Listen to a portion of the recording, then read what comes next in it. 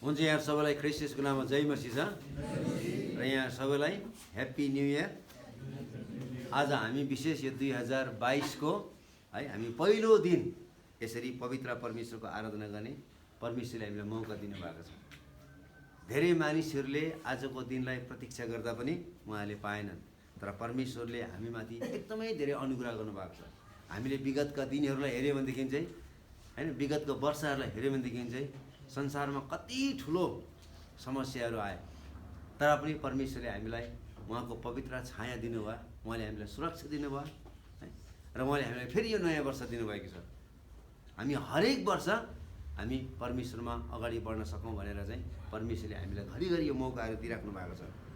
र अघि नै हामीले विभिन्न खण्डहरू पढ्यौँ, पुरानो कुराहरू बितिसक्यो, अब नयाँ कुराहरू परमेश्वरले गर्न चाहनुहुन्छ भन्ने कुराहरू, र हामी अब नयाँ हुनु पर्यो भन्ने कुरालाई चाहिँ विशेष आजको परमेश्वरको वचनले हामीलाई जोड दिएको छ। र आज हामी विशेष यो नयाँ वर्षको निम्ति चाहिँ हामी पावलले एफेससमा भएका मण्डलीको निम्ति गरेको प्रार्थनालाई हामी विशेष पाठ गर्नेछौँ। आउनुहोस् हामी सबैजना हामी इफिसीहरूलाई पावलले लेखेको पत्र हामी 3 अध्यायको हामी 14 पददेखि लिएर हामी 19 पदसम्म हामी हेर्नेछौँ। पावलले एफेससमा भएका विश्वासीहरूलाई गरेको प्रार्थना। एफिसीहरूलाई पावलले लेखेको पत्र 3 अध्यायको 14 पददेखि लिएर 19 पदसम्म हामी एउटा प्रार्थना भेटाउँछौँ। यो पावलको यो मण्डलीको निम्ति गरेको यो दोस्रो प्रार्थना हो, र हामी सबै नै यो 2022मा हाम्रो प्रार्थना कस्तो हुनुपर्छ त्यो कुरालाई चाहिँ हामीले एकदमै ध्यान दिनुपर्ने हुन्छ। पावलले यो पत्र एफेससमा भएका चर्चलाई लेखेका हुन्। यो पत्र पाउने जति पनि पाठकहरू थिए प्राय चाहिँ अन्य जाति विश्वासीहरू थिए, त्यसमा छासमिस यहुदीहरू पनि थिए। पावलले 2 अध्यायमा स्पष्ट रूपले बताइदिएका छन् कि अन्य जाति मानिसहरू चाहिँ कस्तो अवस्थामा थियो, तिनीहरू कसरी चाहिँ दुष्ट शैतानको बन्धनमा अन्धकारमा थियो, र परमेश्वरले तिनीहरूलाई त्यो अन्धकारबाट र तिनीहरूलाई चाहिँ पापको बन्धनबाट र दुष्ट शैतानको बन्धनबाट चाहिँ कसरी चाहिँ परमेश्वरले ख्रीष्ट येशूद्वारा तिनीहरूलाई मृत्यु अवस्थाबाट जीवित पार्नुभयो भन्ने सत्यता चाहिँ त्यहाँनिर चाहिँ स्पष्ट रूपले बताइदिएको छ। त्यस पश्चात त्यही 2 अध्यायमा नै कसरी चाहिँ छेक्ने बार, जुन अन्य जाति र यहुदीहरूको बिचमा एउटा छेक्ने बार थियो, एउटाले अर्कोलाई मन पराउँदैन थियो, एउटाले अर्कोलाई डाहा गर्थ्यो, ईर्षा गर्थ्यो, हेप्ने चलन थियो, त्यो दुईटै छेक्ने बारलाई, त्यो शत्रुताको पर्खाललाई यीशु ख्रीष्टले क्रुसमा त्यसलाई भत्काइदिनु भएको छ। अब यो दुईटा होइन, अब एउटै शरीर भएको छ भन्ने कुरो चाहिँ बताएको छ। त्यस पश्चात 3 अध्यायको पहिलो भागमा चाहिँ त्यो अन्य जातिहरूको निम्ति त्यो रहस्यमय सुसमाचार प्रचार गर्नका निम्ति परमेश्वरले म पावललाई कसरी चाहिँ तिमीहरूको एक प्रेरित बनाउनु भएको छ, परमेश्वरले बोलाउनु भएको छ भन्ने कुरा पनि उसले चाहिँ बताएको छ। त्यस पश्चात चाहिँ यो खण्ड सुरु गरेको छ। यसकारण भन्ने शब्दबाट चाहिँ त्यहाँनिर सुरु गरेको छ। हेर्नुहोस् त 14 पदमा यसै कारण भन्ने शब्द प्रयोग गरेको छ। त्यो शब्दबाट चाहिँ अब यहाँनिर चाहिँ सुरु भएको छ। यसकारण भन्नुको मतलब चाहिँ उसले जे जति 1 अध्यायमा 2 अध्यायमा र 3 अध्यायको पहिलो भागमा उसले जे जति उसले बताइसकेको छ ती सबै कुराहरू चाहिँ फेरि त्यसलाई नै जोड दिएर चाहिँ पावलले यहाँनिर अरू कुराहरूलाई बताउन खोजिरहेको छ। र पावल यहाँनिर भनिरहेको छ, म घुँडा टेकी प्रार्थना गर्दछु भन्ने कुरा है। यहाँनिर चाहिँ घुँडा टेकेर प्रार्थना गर्दछु भन्ने कुरा चाहिँ पावलले बताएको छ। प्रार्थना विभिन्न प्रकारले गर्न सकिन्छ है। कतिले सुतेर प्रार्थना गर्छ, कतिले आँखा चिम गरेर प्रार्थना गर्छ, कतिले आँखा खोलेर प्रार्थना गर्छ, कतिले हात उचालेर प्रार्थना गर्छ, कतिले लम्बसर परेर प्रार्थना गर्छ, कसैले बसेर प्रार्थना गर्छ, कतिले चाहिँ घुँडा टेकेर प्रार्थना गर्छ। प्रार्थना जसरी गरे पनि हुन्छ, तर पावलले चाहिँ यहाँनिर के भनिरहेको छ भन्दा चाहिँ म घुँडा टेकेर तिमीहरूको निम्ति प्रार्थना गर्दछु। घुँडा टेक्नु भनेको चाहिँ यहाँ खास अर्थ चाहिँ के भन्दा चाहिँ आफूले आफूलाई पवित्र परमेश्वरको अगाडि चाहिँ नम्र तुल्याउनु हो। तर कतिचोटि मानिसहरूले चाहिँ बाहिरी रूपमा शारीरिक रूपमा तिनीहरूले घुँडा टेके तापनि आफ्नो हृदय चाहिँ तिनीहरूले घुँडा टेकेको हुँदैन। यसकारण चाहिँ हामी बाहिरी रूपमा मात्रै होइन, भित्री रूपमा पनि पवित्र परमेश्वरको अगाडि चाहिँ नम्र हुनुपर्छ भन्ने कुरो चाहिँ पावलले हामीलाई सिकाएको छ। र यहाँनिर पावलको यो प्रार्थनालाई चाहिँ हामीले 3 भागमा हामी हेर्न सक्छौँ। पावलले यहाँनिर एफेससमा भएका विश्वासीहरूको लागि विशेष प्रार्थना गरिदिएको छ र यो प्रार्थनालाई चाहिँ आज मैले यसलाई 3 भागमा विभाजन गरेको छु। सबभन्दा पहिलो भाग चाहिँ हामी 16 पदमा हामी भेटाउँछौँ। त्यहाँ यसरी लेखिएको छ, परमेश्वर पिताले उहाँको आत्माद्वारा तिमीहरूको भित्री मनुष्यत्वमा शक्ति दिउन् भनेर बताएको छ। हेर्नुहोस् न, परमेश्वर पिताले उहाँको आत्माद्वारा अर्थात् पवित्र आत्माद्वारा तिमीहरूको भित्री मनुष्यत्वमा शक्ति दिउन् भन्ने कुराहरू। बाहिर मान्छे जतिसुकै शक्तिशाली भए तापनि मान्छे चाहिँ भित्र कमजोर हुन्छ है। त्यो भित्री आत्मामा चाहिँ, त्यो भित्री मनुष्यत्वमा चाहिँ शक्तिशाली हुनको निम्ति चाहिँ पावलले विशेष प्रार्थना गरिरहेको छ। र यहाँनिर शक्तिशाली पारुन् भन्नुको खास अर्थ चाहिँ के हो भन्दाखेरि चाहिँ तिनीहरूमा एकदमै ठुलो अभाव थियो। तिनीहरू चाहिँ विश्वासी त थिए तर नामको लागि मात्रै विश्वासी थिए। तिनीहरू प्रभुमा चाहिँ तिनीहरू चाहिँ बलियो भएको थिएन, प्रभुमा तिनीहरू घनिष्ठ थिएन। जब तिनीहरूले प्रभु यीशु ख्रीष्टलाई विश्वास गरेको थियो त्यति बेला चाहिँ यो मानिसहरूले एफेससमा भएका मानिसहरूले सबै किसिमका तन्त्र मन्त्र जादुगरका सबै पुस्तकहरूलाई चाहिँ खुलेआम सबैको मानिसहरूको बिचमा एकदमै बिचमा सबैभन्दा बीच खण्डमा आएर चाहिँ उनीहरूले के गरेको थियो त सबै कुरालाई तिनीहरूले ल्याएर जलाइदिएको थियो र सबै मानिसको अगाडि खुलेआम जिउँदो प्रभु यीशु ख्रीष्टलाई मुक्तिदाता र प्रभु हो भनेर चाहिँ तिनीहरूले विश्वास गरेको थियो, ग्रहण गरेको थियो। र यहाँनिर चाहिँ पवित्र आत्माले भरिएर चाहिँ यो एफेससको मण्डली चाहिँ सुरु भएको थियो। तर समय बित्दै जाँदाखेरि चाहिँ यहाँका मण्डलीहरू चाहिँ शक्तिहीन भएको थियो है। तिनीहरू चाहिँ एकदमै चिसो हुन थालेको थियो। तिनीहरूमा त्यो शक्ति थिएन। यसकारण चाहिँ पावलले तिनीहरूको त्यो क्षमता, एउटा विश्वासी भइसकेपछि कस्तो किसिमको क्षमता भएको व्यक्तिहरू हुनुपर्छ, पोटेन्सियल हुनुपर्छ भन्ने कुरो चाहिँ पावलले बुझेको कारणले गर्दाखेरि चाहिँ पावलले तिनीहरूको निम्ति चाहिँ प्रार्थना गरिदिइरहेको छ। विश्वासी चाहिँ कस्तो हुनुपर्छ भन्नु खोजेको है। विश्वासी चाहिँ कस्तो हुनुपर्छ भन्ने कुरो चाहिँ पावलले बुझेको थियो। यसकारण पावलले चाहिँ सबभन्दा पहिलो के प्रार्थना गरेको छ भन्दाखेरि चाहिँ तिनीहरू शक्तिहीन भएको कारण गर्दाखेरि, तिनीहरूमा शक्तिको अभाव भएको कारण गर्दाखेरि चाहिँ सबभन्दा पहिला चाहिँ पावलले के भनेको छ भन्दाखेरि, हे परमेश्वर पिता, तिनीहरूलाई चाहिँ तिनीहरूको भित्री मनुष्यत्वमा तिनीहरूलाई चाहिँ के गरिदिनुहोस् त, शक्ति दिनुहोस् भन्ने कुरो चाहिँ बताइदिएको छ। पहिलो प्रार्थना 1 अध्यायमा उसले के भनेको छ भन्दाखेरि चाहिँ, हे परमेश्वर पिता, तिनीहरूको हृदयको आँखालाई खोलिदिनुहोस् ताकि तिनीहरूले तपाईँलाई देख्न सकोस्। त्यो पहिलो प्रार्थना थियो। यो चाहिँ दोस्रो प्रार्थना। यो दोस्रो प्रार्थनामा पावलले के भनिरहेको छ भन्दाखेरि, हे परमेश्वर पिता, एफेससमा भएका विश्वासीहरू कमजोर भएको छ, शक्तिहीन भएको छ, तिनीहरू चाहिँ निष्क्रिय भएको छ, एकदम प्यासिभ भन्छ अङ्ग्रेजीमा होइन, क्रियाशील छैन, असक्रिय भएको छ। यसकारण चाहिँ तिनीहरूलाई चाहिँ के गरिदिनुहोस् त, त्यो क्षमता दिनुहोस्, त्यो शक्ति दिनुहोस् भनेर चाहिँ पावलले प्रार्थना गरेको छ। राम्रोसँगले हामी आफैलाई विचार गरौँ त। हामी आफै विश्वासी भन्छौँ तर हामी साँचो विश्वासी हौ कि होइनौँ त? हामी सक्रिय छौँ कि छैनौँ त है? हामीमा पवित्र आत्माको शक्ति छ कि छैन त?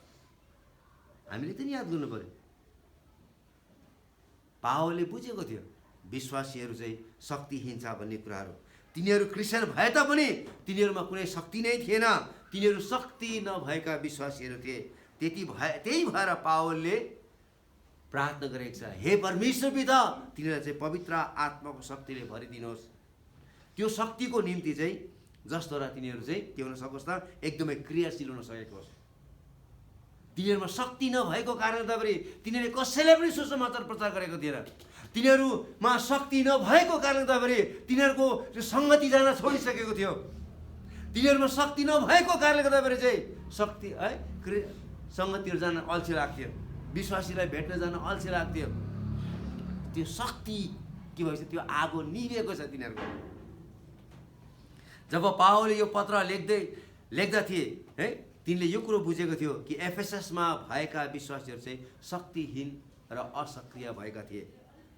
यस्तो किसिमको काम गर्न है क्षमता र हामीलाई के चाहिन्छ त? शक्ति चाहिन्छ, र त्यो चाहिँ पवित्र आत्माद्वारा मात्रै आउँछ भन्ने कुरो चाहिँ पावलले बताएको छ। हाम्रो आफ्नो बलले होइन, हाम्रो शक्तिले होइन, पवित्र परमेश्वरको काम र पवित्र परमेश्वरको सेवा चाहिँ हाम्रो बलले, हाम्रो ज्ञानले, हाम्रो बुद्धिले, हाम्रो क्षमताले, हाम्रो स्रोत र साधनले गर्न सक्दैनौँ। यो त केवल पवित्र आत्माको सेवा हो, र उहाँको सेवा उहाँ आफैले नै गर्नुहुन्छ, र उहाँको सेवाको निम्ति उहाँ आफैले नै हामीलाई त्यो क्षमाशील अथवा एकदमै क्षमता भएको व्यक्तिहरू उहाँले बनाउन सक्नुहुन्छ। हामी आफै यो शक्ति उत्पादन गर्न सक्दैनौँ, र हामीमा भएको आफ्नै शक्तिलाई पनि हामी परिचालन गर्न सक्दैनौँ। तर यो शक्ति चाहिँ माथिबाट आउनुपर्छ, र जबसम्म माथिबाट यो शक्ति आउँदैन तबसम्म हामीले शक्ति पाउँदैनौँ। प्रभु यीशु ख्रीष्ट स्वर्ग जानुभन्दा अगाडि उहाँले आफ्नो चेलालाई त्यही भन्नुभयो, जब पवित्र आत्मा तिमीहरूमा आउनुहुनेछ तब तिमीहरूले शक्ति पाउनेछौ, र तिमीहरू मेरो के हुनेछ त? गवाही हुनेछौ। कहाँ हुनेछौ? यरुशलेममा हुनेछौ, यहुदियामा हुनेछौ, सामरियामा हुनेछौ, पृथ्वीको अन्तसम्म हुनेछौ। त्यो शक्ति जबसम्म त्यो शक्ति तिमीहरूले प्राप्त गर्दैनौ, तिमीहरू यो ठाउँबाट तिमीहरू कहीँ पनि चलफल नगर है भनेर यीशु ख्रीष्टले स्पष्ट रूपले आफ्नो चेलाहरूलाई भनेको थियो। र पावलले यो कुरो बुझेको थियो कि विश्वासीहरू चाहिँ पवित्र आत्माको शक्ति बिना तिनीहरू निष्क्रिय हुनेछ भन्ने कुराहरू। आज हामीले पवित्र आत्माको भरपुरी हामीले नपाएको कारणले, पवित्र आत्माको शक्ति हामीले नपाएको कारणले पनि हामी आफै पनि न चिसो न तातो, विश्वासी त भयो, यीशुलाई त ग्रहण गर्यौँ, तर हामी जस्तोको त्यस्तै। न त हामी एक कदम अगाडि बढ्न सकेका छौँ, न त हामी त्यही ठाउँमा नै उभिएर बस्न सकेका छौँ। बरु हामी एक कदम पछाडि सर्दै सर्दै हामी पछि सरिरहेका छौँ। यहाँनिर ग्रिक शब्द डुनामोस भन्ने शब्द प्रयोग गरेको छ, डाइनामाइट भन्छ। भन्नुको अर्थ चाहिँ शक्तिहीन विश्वासीहरूलाई चाहिँ उहाँले जब त्यो शक्तिले भर्नुहुनेछ तब तिनीहरू के हुनेछ त? एकदमै शक्तिशाली हुनेछ। शक्तिहीन विश्वासीहरू चाहिँ एकदमै शक्तिशाली हुनेछ। त्यो चाहिँ है चार्ज गरेको जस्तो होइन। पवित्र आत्माले चाहिँ हामी रिचार्ज हुनु पऱ्यो। 2022मा चाहिँ 2021सम्म है अब हामी निष्क्रिय भएर बस्यौँ, शक्तिहीन भएर बस्यौँ, तर अब यो 2022मा चाहिँ अब हामी पवित्र आत्माले रिचार्ज हुनु पर्यो। कुनै पनि कुरा चाहिँ रिचार्ज गरिसकेपछि मात्रै चल्छ होइन। चार्ज सकेपछि के हुन्छ त? त्यो डेड हो छ है। तपाईँ 5 लाखकै फोन बोक्नुहोस् न, तर त्यो चार्जै छैन भने के काम है?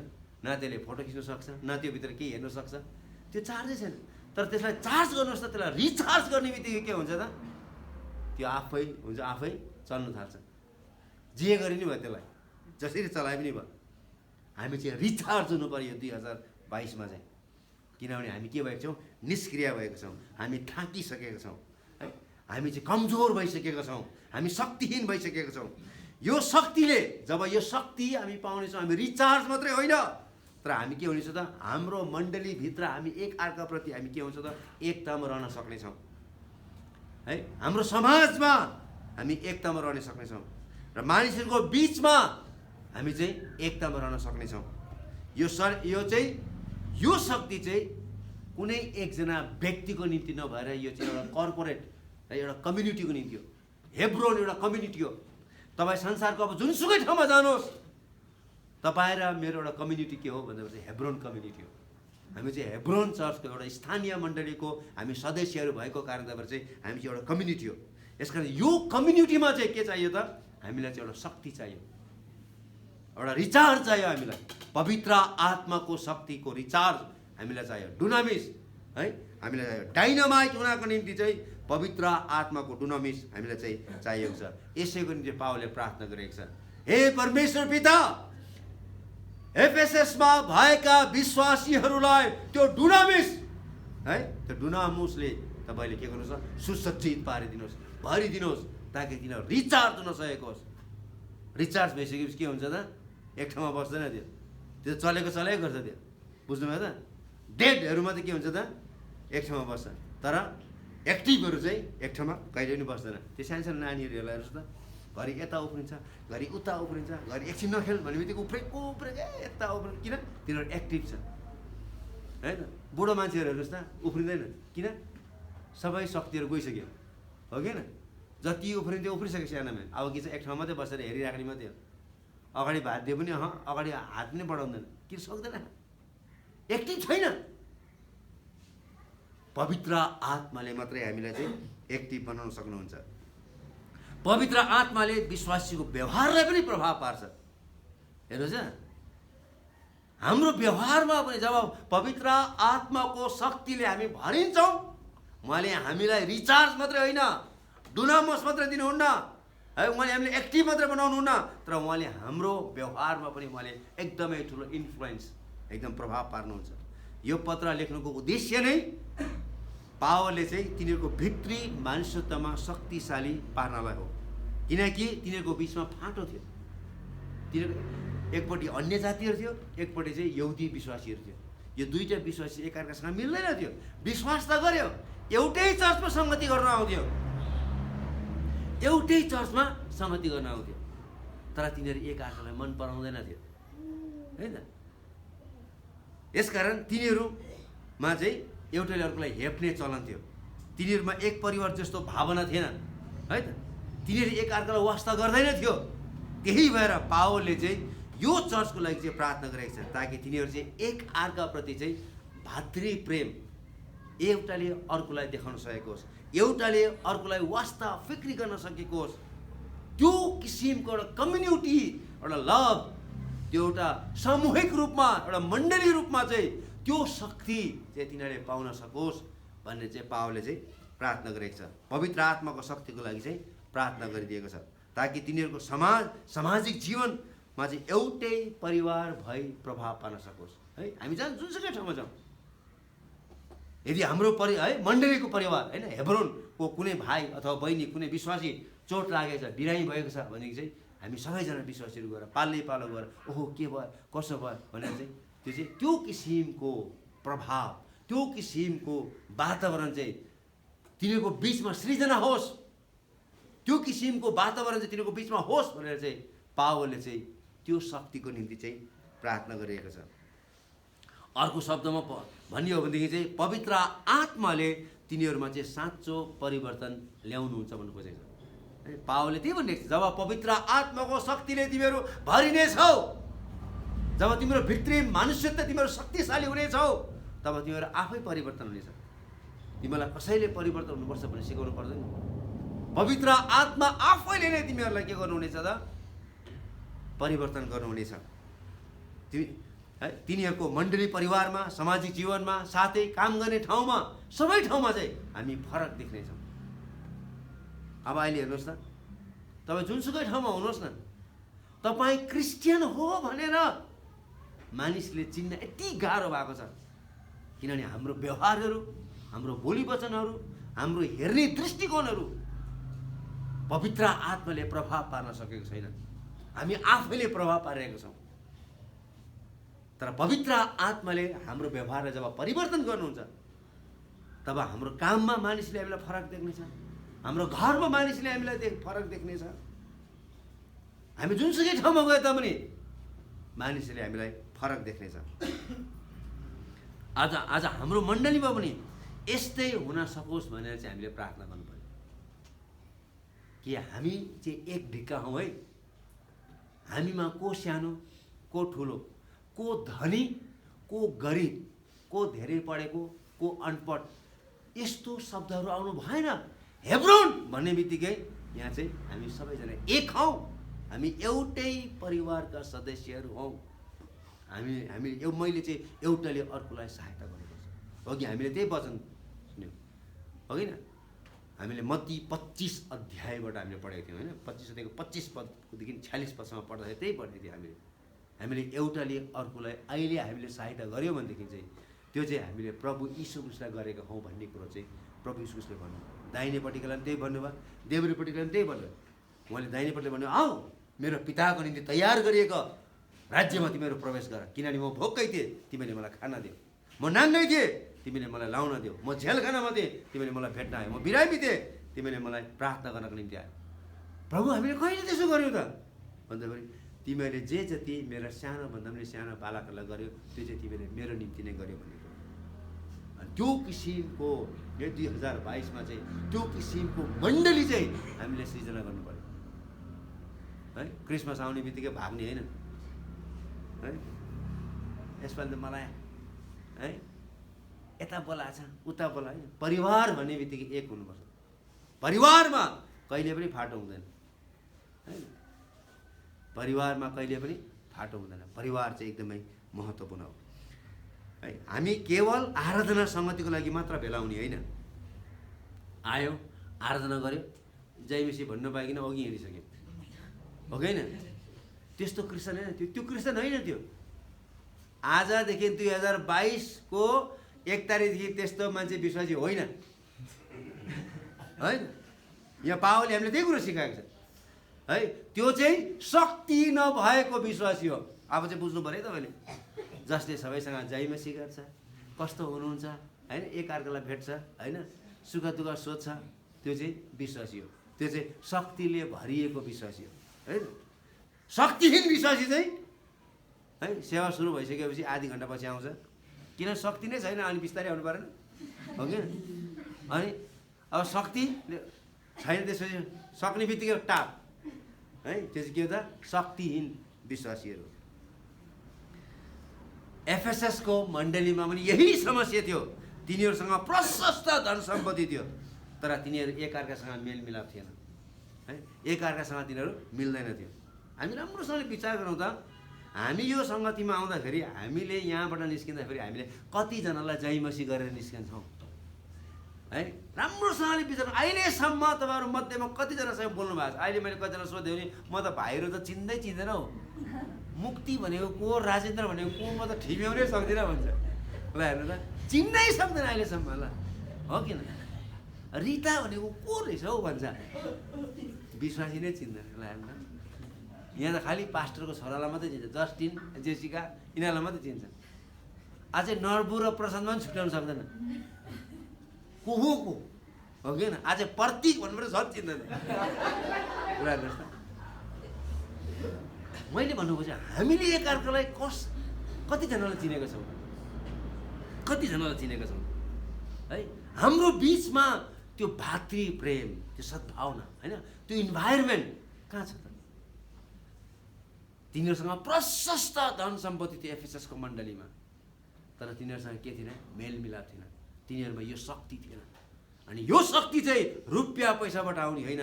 यो शक्ति चाहिँ पवित्र आत्माबाट आउने हो। यसकारण पावलले प्रार्थना गरेको छ, हे परमेश्वर तिनीहरूको भित्री मनुष्यत्वमा तिनीहरूलाई शक्तिशाली बनाइदिनुहोस् ताकि तिनीहरूले एउटाले अर्कोलाई वास्ता गर्न सकेको होस्, एउटाले अर्कोलाई फिक्री गर्न सकेको होस्, एउटाले अर्कोलाई मद्दत गर्न सकेको होस्, एउटाले अर्कोलाई प्रेम गर्न सकेको होस्, एउटाले अर्कोलाई उठाउन सकेको होस् भनेर तिनीहरूले प्रार्थना गरे ताकि तिनीहरू सक्रिय हुन सकेको होस् समूहमा है। सिङ्गल इन्डिभिजुअलको कुरा गरेको होइन, यहाँ एउटा कर्पोरेट बडीको बारेमा कुरा गर्छ, कम्युनिटीको बारेमा। हामी एउटा हेब्रोन एउटा कम्युनिटी हौँ। हामी जहाँ गए तापनि हामी हेब्रोनको ब्रान्डले चिन्नु पऱ्यो। हामी चाहिँ हेब्रोन कम्युनिटी हौँ। यीशु ख्रिस्टका हामी छोराछोरीहरू हौँ। त्यो ब्रान्डले हामी चिन्नु पऱ्यो। हामी चाहिँ जीवन लामाको चर्चले चिन्ने होइन। हामी चाहिँ यीशु ख्रिस्टको पवित्र चर्च हेब्रोन कम्युनिटी एउटा समाजबाट चाहिँ हामी चिनिनुपर्छ। दोस्रो प्रार्थना है पावलले के गरेको छ? 17 र 18 पदमा लेखेको छ, ताकि ख्रिस्ट तिनीहरूको हृदयमा विश्वासद्वारा वास गर्न सकोस्। देख्नु पहिलो कुरो के थियो? भित्री मनुष्यत्वमा तिनीहरू शक्तिशाली हुन् उहाँको आत्माद्वारा। दोस्रो चाहिँ ताकि जब हामी शक्तिले भरिन्छौँ तब उहाँ चाहिँ हाम्रो बिचमा विश्वासद्वारा चाहिँ वास गरून् भन्ने कुरो बताएको छ। भनेको मतलब चाहिँ व्यक्तिगत रूपमा यीशु ख्रिस्ट तिनीहरूसँग वास गर्नु भएको थिएन भन्नु खोजेको होइन। व्यक्तिगत रूपमा यीशु ख्रिस्ट तिनीहरूसँग वास गर्नुहुन्थ्यो तर सामूहिक रूपमा है एज ए कम्युनिटी एउटा समूहको रूपमा चाहिँ यीशु ख्रिस्ट चाहिँ तिनीहरूको बिचमा वास गरून् भनेर चाहिँ प्रार्थना गरेको छ। He might live in community भन्नु खोजेको। अर्थात् तिनीहरूको मण्डली परिवारको जीवनमा ख्रिस्ट तिनीहरूको चाहिँ केन्द्र बन्न सकोस् भन्नु खोजेको। हामी सबैको निम्ति है एउटा कम्युनिटीको निम्ति, एकजना व्यक्तिको निम्ति होइन तर सबै कम्युनिटीको निम्ति यीशु ख्रीष्ट चाहिँ the centre of their life हुन सकेको होस् है। सेन्ट्रालिटी भन्छ, यीशु ख्रीष्ट चाहिँ केन्द्रबिन्दु बन्न सकेको होस् भन्नु खोज्छ। हामी सबैको केन्द्रबिन्दु चाहिँ पास्टर होइन, हामी सबैको केन्द्रबिन्दु चाहिँ चर्च होइन, हामी सबैको केन्द्रबिन्दु चाहिँ यीशु ख्रीष्ट हुनुहुन्छ भन्नु खोज्छ। यीशु ख्रीष्ट चाहिँ हाम्रो चाहिँ को हुनुहुन्छ त? केन्द्रबिन्दु हुनुहुन्छ है। अहिले वर्तमान संसारमा हेर्ने हो भने धेरै कुराहरूले हामीलाई नजिक ल्याएको छ, धेरै कुराहरूले है। किनभने अहिले जात जात मिल्छ, यस कारण जात जात भेट्ने बित्तिकै अहो मोक्तान हो जाइपछि म पनि मोक्तान है नजिक आइहाल्यो। अहो श्रेष्ठ हो, म पनि श्रेष्ठ हो। अहो म वाइबा हो, म त पिलो वाइबा, ए म पनि ढिलो वाइबा हो भने मिलिहाल्छ है, मिलिहाल्छ हो कि होइन? अहो म त बगाले थापा, म त गोदर थापा, काहीँ न काहीँ त्यो गरेर मिलिहाल्छ। जातले पनि मिल्छ, म त शेर्पा हो नि, मिलिहाल्यो शेर्पा है। अहिले विभिन्न कुराहरूले चाहिँ हामीलाई नजिक ल्याउन सक्छ होइन। तर सबभन्दा हामीलाई नजिक चाहिँ जातले होइन, शिक्षाले होइन, रङले होइन, रुपियाँ पैसाले होइन, तर ख्रीष्टले चाहिँ हामीलाई नजिक पार्नुपर्छ। ख्रीष्टले चाहिँ हामीलाई चाहिँ के गर्नुपर्छ त? नजिक पार्नुपर्छ। ख्रीष्टको कारणले गर्दाखेरि चाहिँ हामी नजिक हुनुपर्छ। यसको अर्थ ख्रीष्टले हाम्रो विश्वासमा राज्य गरोस् भन्नु खोजेको है त। जब उहाँको शक्तिले हामी भरिन्छौँ तब उहाँले हामीलाई राज्य गर्नुहुन्छ भन्नु खोजेको। र उहाँले राज्य गर्नु भनेको फरक हो। तब विचार गर्नुहोस् न, स्वर्गको राजा यीशु ख्रीष्ट हुनुहुन्छ र त्यहाँनिर के गर्नु पर्दैन? रुनु पर्दैन। याद गर्नुहोस्, त्यहाँ दुःख छैन, रोग बिमार छैन। जब प्रभु यीशु ख्रीष्टले हाम्रो जीवनमा राज्य गर्नुहुन्छ, त्यो स्वर्गको अनुभव हामीले यो संसारमा हुँदाखेरि हामीले व्यक्तिगत रूपमा हामी अनुभव गर्न सक्छौँ। यीशु ख्रीष्ट चाहिँ हाम्रो राजा हुनुपर्छ है। यसकारण उहाँको शक्तिले जब हामी भरिन्छौँ तब यीशु ख्रीष्ट हामीमा केही विश्वासद्वारा बास गर्नुहुन्छ, ताकि उहाँले हाम्रो जीवनमा राज्य गरोस् र उहाँको राज्यमा कुनै पनि अन्धकारको शक्तिको बास हुँदैन है। स्वर्ग कति आनन्दित ठाउँ हो र त्यो स्वर्ग चाहिँ उहाँले हाम्रो जीवनमा उहाँले ल्याउनुहुन्छ। त्यही भनेर त यीशु ख्रीष्टले आफ्नो चेलाहरूलाई प्रार्थनामा सिकाउनु भयो, तपाईँको इच्छा स्वर्गमा जस्तै यस पृथ्वीमा पुरा होस् भन्नु खोजेको चाहिँ स्वर्ग जस्तो छ है त्यस्तै चाहिँ हाम्रो जीवनमा पनि त्यस्तो जीवन आउँछ है भन्नु खोजेको। त्यसरी चाहिँ प्रार्थना गर भनेर चाहिँ प्रभु यीशु ख्रीष्टले आफ्नो चेलालाई सिकाउनु। पावलले पनि त्यही भनिरहेको छ, त्यसरी नै प्रार्थना गरेको छ पावलले पनि कि हामीमा चाहिँ अब उपरान्त यीशु ख्रीष्टले राज्य गरोस्। हामीलाई अरू कुराहरूले राज्य गरेको छ, त्यही भएर चाहिँ हाम्रो जीवनमा थुप्रो नचाहिने कुराहरू भइरहेको छ, थुप्रो नचाहिने कुराहरू। ख्रीष्ट चाहिँ हाम्रो चाहिँ राजा हुनुपर्छ। यदि ख्रीष्ट हाम्रो जीवनको केन्द्र हुनुभयो भने निश्चय पनि उहाँले हाम्रो जीवनमा राज्य गर्नुहुन्छ र हाम्रो पुरै मण्डली ख्रीष्टको प्रेममा जरा हालेको र जग बसालेको हुनेछ। जुन कुरो चाहिँ तिनीहरूमा अभाव थियो है, जुन कुरो एफएसएसमा भएका विश्वासीहरूमा अभाव थियो, त्यो कुरो चाहिँ को निम्ति चाहिँ पावलले प्रार्थना गरेको छ। यसकारण चाहिँ जब यीशु ख्रीष्ट हाम्रो जीवनको केन्द्र हुनुहुनेछ र उहाँ चाहिँ हाम्रो राजा हुनुहुनेछ, त्यति बेला हामी अटोमेटिकली है उहाँमा जरा गाडिएको र जग बसालिएको हुनेछौँ है। जरा गाडिएको भनेपछि हेर्नुहोस् न, त्यो जतिसुकै त्यो भुइँचालो आए तापनि, जतिसुकै हुरी बतास आए तापनि त्यसको जरा बलियो छ भने त्यो कहिले पनि ढल्दैन। यीशु ख्रीष्ट आफैले नै भन्नुभयो, जसले मेरो वचन सुन्छ र पालन गर्छ त्यो चाहिँ म बुद्धिमान मानिससँग तुलना गरेछु, जसले आफ्नो घर चट्टानमाथि बनायो, त्यो माथि हुरी आयो, बतास आयो, पानी पर्यो, त्यो घरमाथि बजारियो, तर त्यो घरलाई कुनै पनि हानि भएन। त्यही यहाँनिर एउटा चाहिँ ग्राउन्डेड भन्ने शब्द प्रयोग छ, एउटा रुटेड भन्ने शब्द, जरा गाडिएको र जग बसालेको हुनेछ। त्यस्तो किसिमको विश्वासी हामी हुनेछौँ है। हामी चाहिँ जय मसीह भन्दा पनि लाज लाग्ने विश्वासीहरू हुँदैनौँ है त।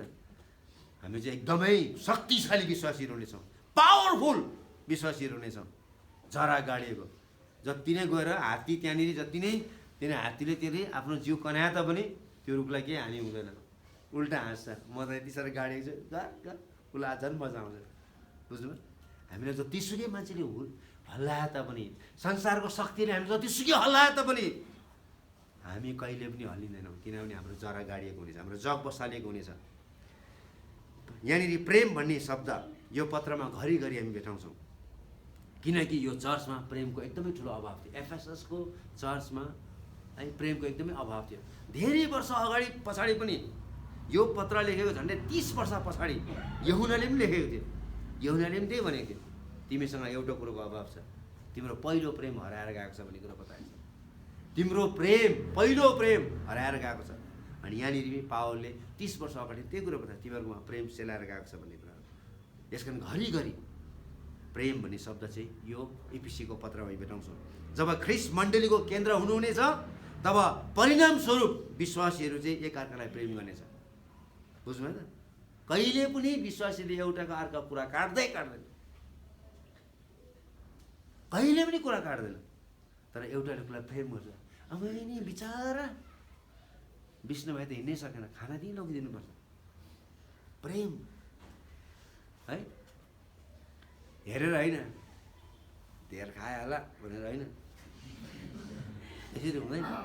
प्रेम है, प्रेमले के गर्छ त? एउटाले अर्कोलाई सहायता गर्छ। यस कारण जब प्रभु यीशु ख्रिस्ट है हाम्रो मण्डलीको केन्द्रबिन्दु हुनुहुनेछ, द सेन्ट्रालिटी अफ आवर चर्च, तब चाहिँ हामी के हुनेछौँ त? हामी एउटाले अर्कोलाई प्रेम गर्न थाल्नेछौँ।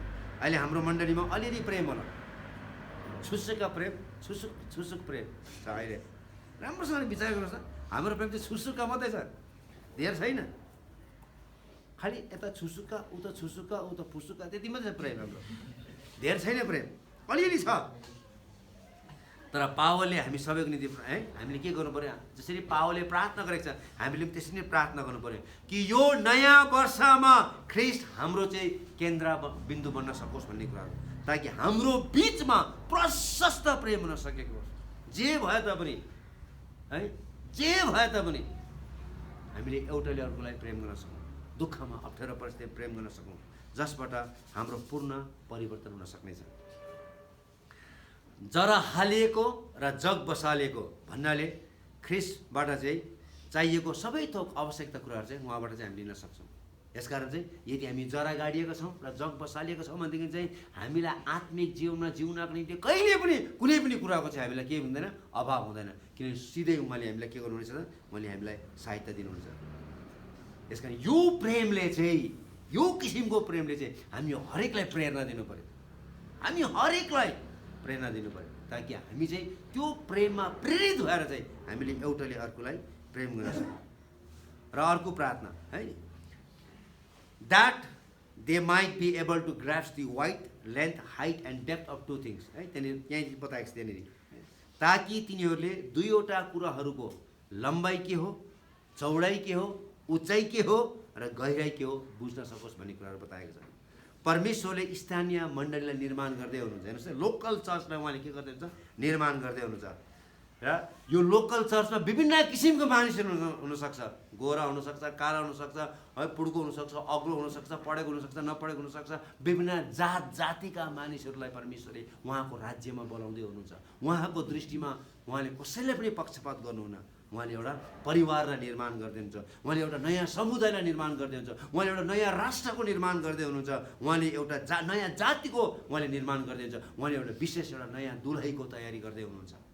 यसकारण हामी यहाँ विभिन्न जातका मानिसहरू छौँ, तर हामी एउटै दुलही हौँ, हामी एउटै राष्ट्रका मानिसहरू हौँ, हामी एउटै समुदायका मानिसहरू हौँ।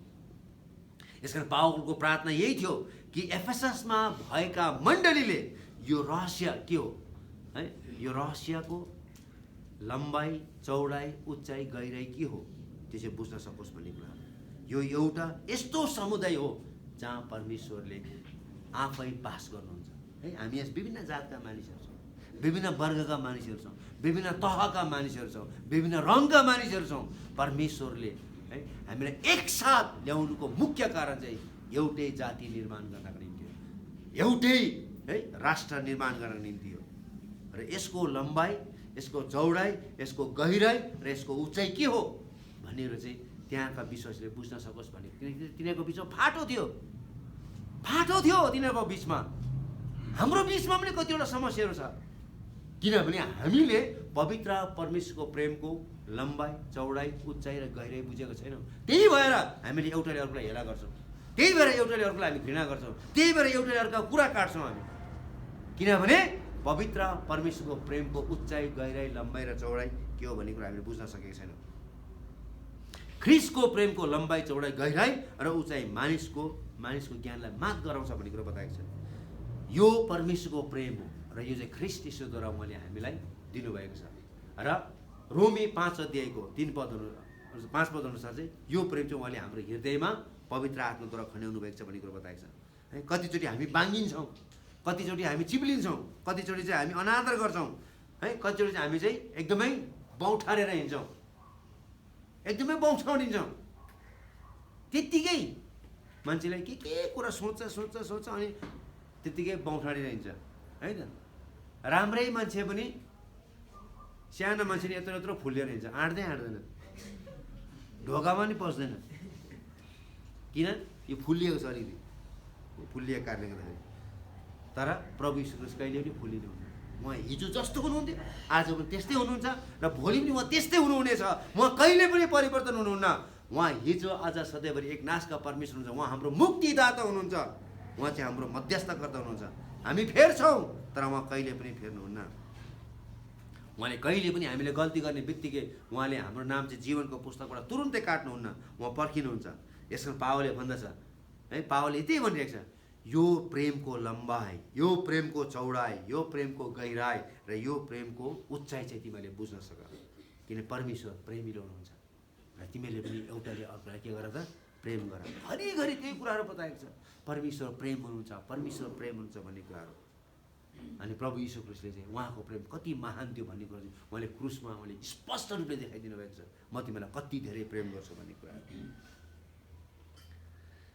That believers might be filled into the fullness of God. है, अर्को कुरा चाहिँ 19 पदमा लेखेको छ, ताकि विश्वासीहरू परमेश्वरको पूर्णतामा भरिन सकोस्।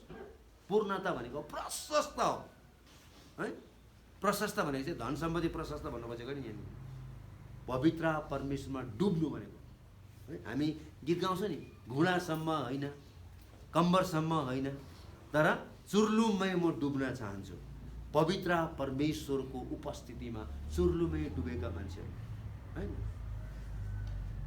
घुँडा, है, तपाईँ आचुचुचुचु भन्दै तपाईँ के अरे त्यहाँ के अरे जानुभयो भने के हुन्छ त? त्यो घुँडामा त घुँडासम्म मात्रै चिसो लाग्छ, माथि चिसो भएको थाहै हुँदैन। पुरै डुबेको हुनु पर्यो। यहाँनिर पावलले त्यो कुरो बताएको छ। पूर्णता भने चाहिँ प्रशस्त हो। हामी चाहिँ उहाँको ईश्वरत्वमा, पिता, पुत्र र पवित्र आत्मा त्रिएक परमेश्वरको ईश्वरत्वमा, डिभिनिटी अफ गडमा चाहिँ हामी के हुनुपर्छ? चुर्लुमै डुब्न सक्नु पर्यो, पूर्णतामा। त्यो चाहिँ कस्तो भन्दा चाहिँ हामी स्पन्ज हुन्छ नि, है, डनलपको हुन्छ नि स्पन्ज, त्यो कस्तो सुक्खा हुन्छ। हामी पानीमा हाल्नुहोस् त, त्यो यसरी पानीमा हालेर त्यसलाई निकाल्नुहोस् त, त्यसमा कति धेरै पानी पसेको छ, तर चुन्छ। हो, हामी चाहिँ त्यस्तो हुनु पर्यो। परमेश्वरको ईश्वरत्वमा हामी चाहिँ के हुनु? चुर्लुमै डुब्नु पर्यो, है। हामी चाहिँ पुरा रूपले उहाँको ईश्वरत्वमा हामी सहभागी हुनु पर्यो, पार्टिसिपेट हुन सक्नु पर्यो भन्नु खोजेको। पावलले त्यसको निम्ति प्रार्थना गरेको छ। त्यो कुरो चाहिँ हामीले एकदमै कम भेटाइरहेको छौँ।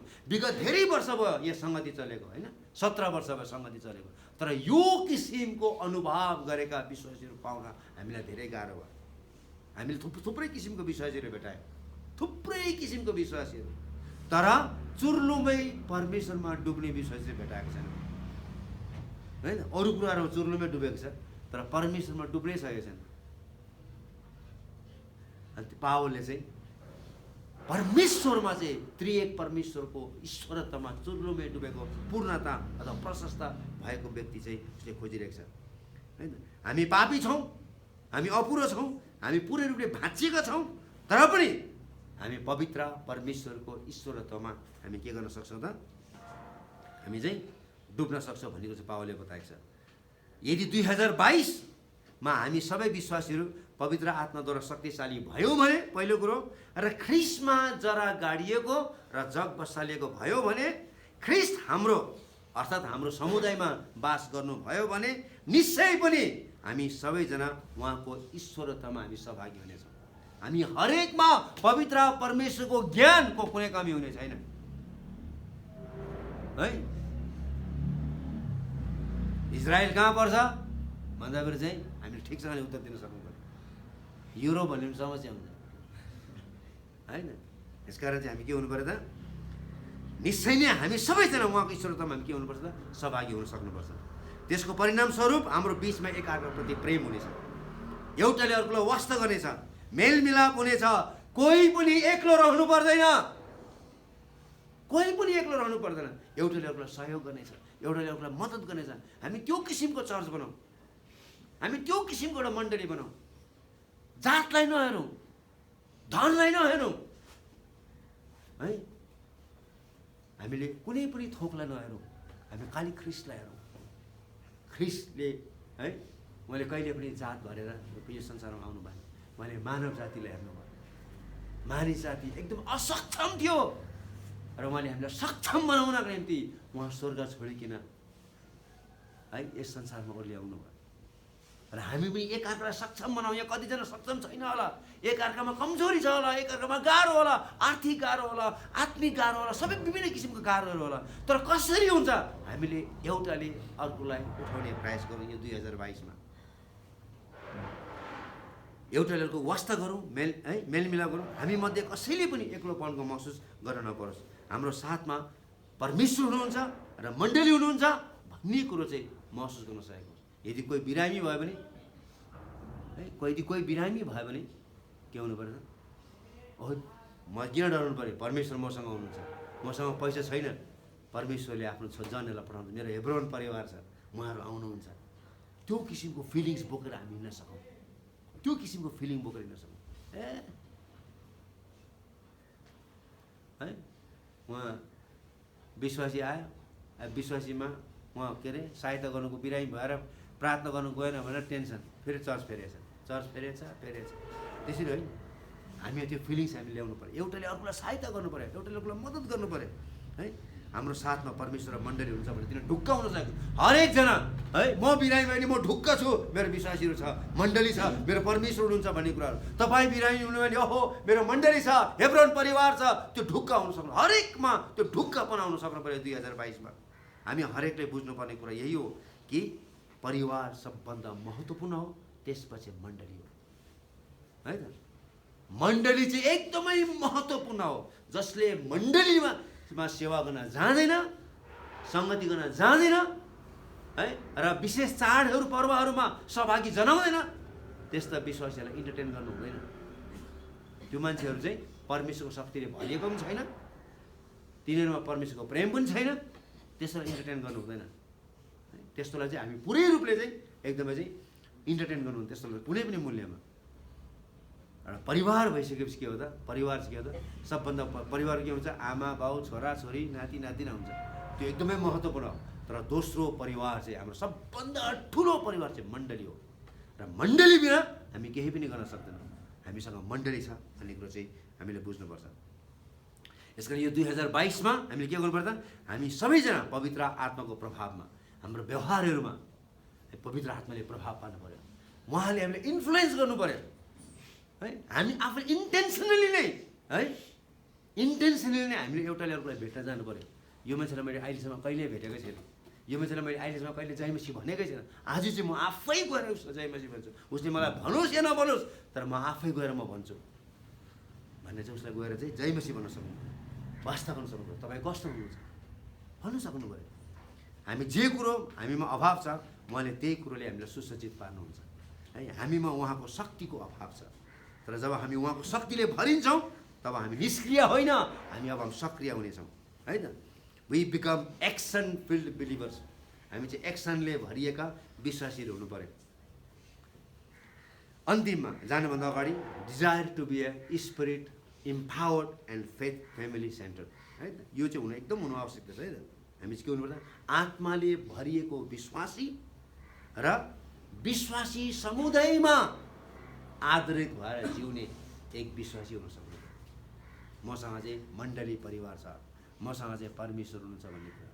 यसमा यो 2022 चाहिँ हामी निम्ति एउटा एकदम चोखो वर्ष हुनु पऱ्यो।